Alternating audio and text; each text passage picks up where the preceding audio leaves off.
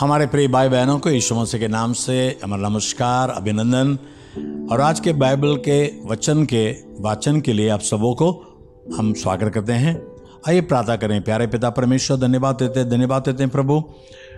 शास्त्र के हर एक वचन पवित्र आत्मा के द्वारा दिया गया है, लिखा गया है। वही पवित्र आत्मा आज भी हमें वचन पढ़ते समय हर सच्चाई को जानने के लिए, पहचानने के लिए और स्पष्टीकरण तू ही दे दे प्रभु। और हर एक के मन को प्रकाश में कर दे। यीशु मसीह के नाम से मांगते पिता, आमीन और आमीन। न्यायों 8वां अध्याय में जाएंगे। तब एप्रैमी पुरुषों ने गिदोन से कहा, तूने हमारे साथ ऐसा बर्ताव क्यों किया है कि जब तो मिद्यान से लड़ने को चला तब हमको नहीं बुलवाया? अतः उन्होंने उससे बड़ा झगड़ा किया। उसने उनसे कहा, मैंने तुम्हारे समान भला अब किया ही क्या है? क्या एप्रैम की चोड़ी हुई दाख भी अबीएसर की सब फसल से अच्छी नहीं है?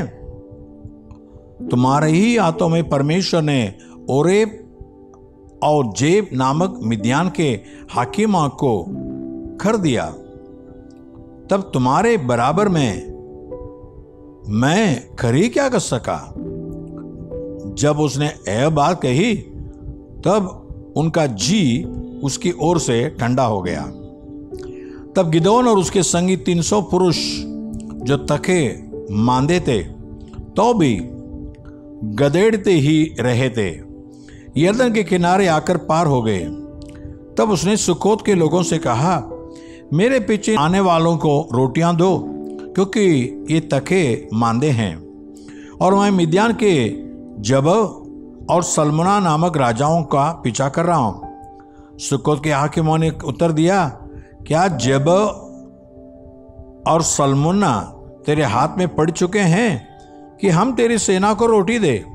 गिदोन ने कहा, जब यहोवा जबह और सल्मुना को मेरे हाथ में कर देगा तब मैं इस बात के कारण तुमको जंगल के कटीले और बिच्छू पेड़ों से नुचवाऊंगा। वहां से वह बेनोल को गया और वहां के लोगों से ऐसी बात कही। और पनवेल के लोगों ने सुक्कोत के लोगों का सा उत्तर दिया। उसने पनवेल के लोगों से कहा, जब मैं कुशल से लौट आऊंगा तब इस गुम्मट को ढा दूंगा। जेब और सल्मुना तो करकोर में थे और उनके साथ कोई 15,000 पुरुषों की सेना थी, क्योंकि पुरियों की सारी सेना में से उतने ही रह गए थे। और जो मारे गए थे वे 1,20,000 हथियारबद्ध थे। तब गिदोन ने नोबह और योरबाह के पूर्व की ओर डेरों में रहने वालों के मार्ग से चढ़कर उस सेना को जो निडर पड़ी थी मार लिया। और जब जेबह और सल्मुना भागे तब उसने उनका पीछा करके मिद्यानों के उन दोनों राजाओं अर्थात जेबह और सल्मुना को पकड़ लिया और सारी सेना को भगा दिया। और योआश का पुत्र गिदोन हेरेस नामक चढ़ाई पर से लड़ाई से लौटा और सुकोत के एक जवान पुरुष को पकड़कर उसे पूछा। और उसने सुकोत के 77 हाकिमों और वृद्ध लोगों के पत्ते लिखवाए। तब सुकोत के मनुष्य के पास जाकर कहने लगा, जेबह और सल्मुना को देखो, जिनके विषय में तुमने यह कहकर मुझे चिढ़ाया था कि क्या जेबह और सल्मुना अभी तेरे हाथ में हैं कि हम तेरे तखे मांदो जनों को रोटी दे? तब उसने नगर के वृद्ध लोगों को पकड़ा और जंगल के कटीले और बिच्छू पेड़ लेकर सुक्कोत के पुरुषों को कुछ सिखाया। और उसने पनवेल के गुम्मट को ढा दिया और उस नगर के मनुष्य को घात किया।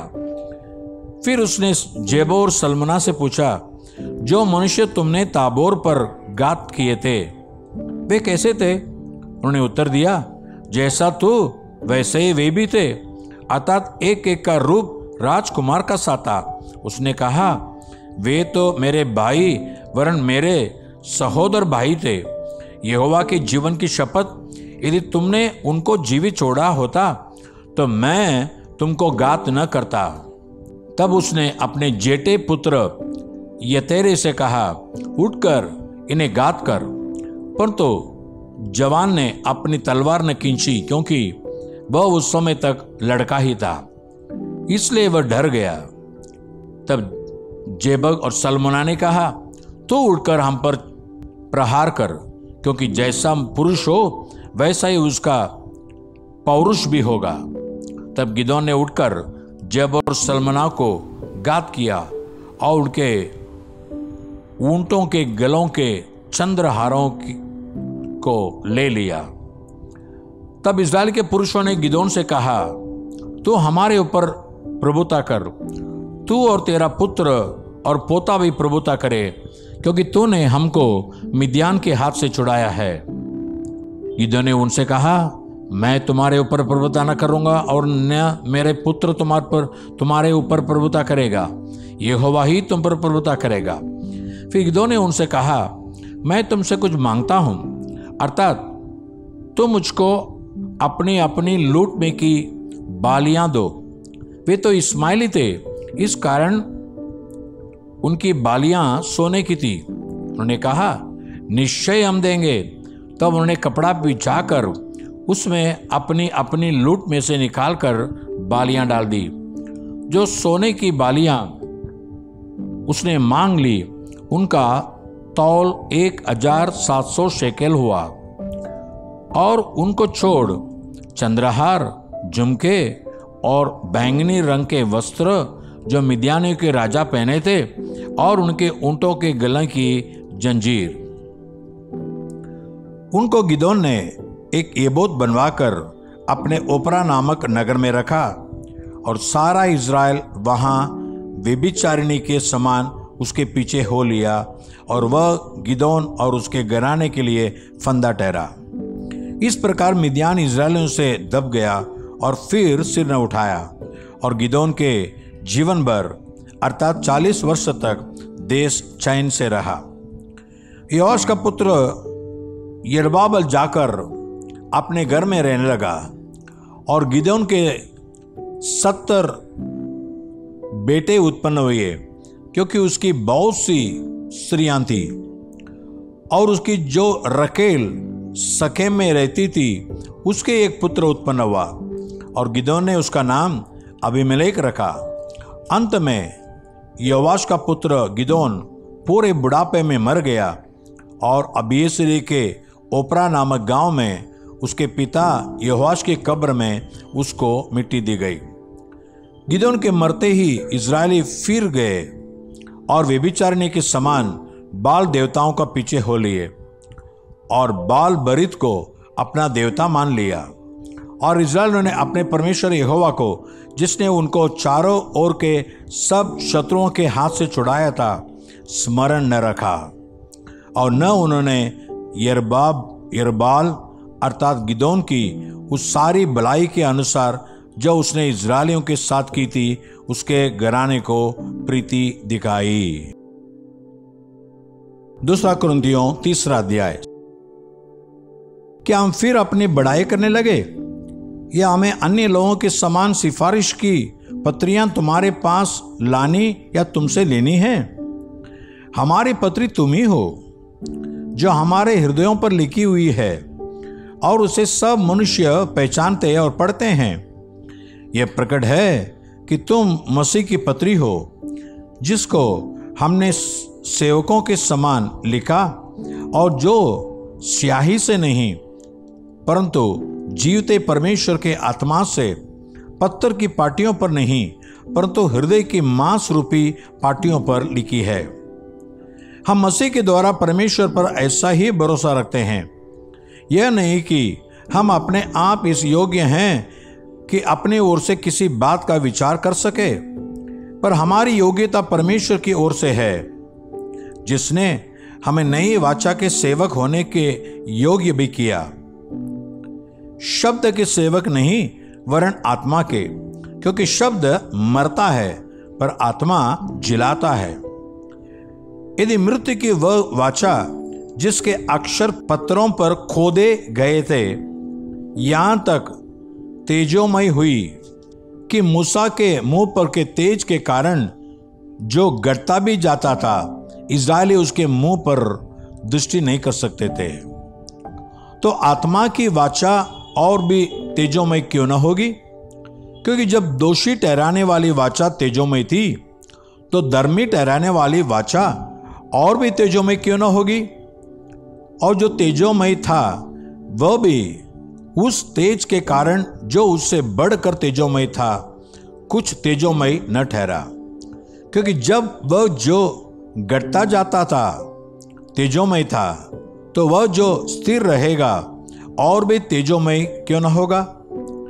इसलिए ऐसी आशा रखकर हम हियाव के साथ बोलते हैं और मूसा के समान नहीं जिसने अपने मुंह पर पर्दा डाला था ताकि इजरायली उस घटने वाले तेज के अंत को न देखे, परंतु वे मतिमंद हो गए, क्योंकि आज तक पुराना नियम पढ़ते समय उनके हृदयों पर वही पर्दा पड़ा रहता है, पर वह मसीह में उड़ जाता है।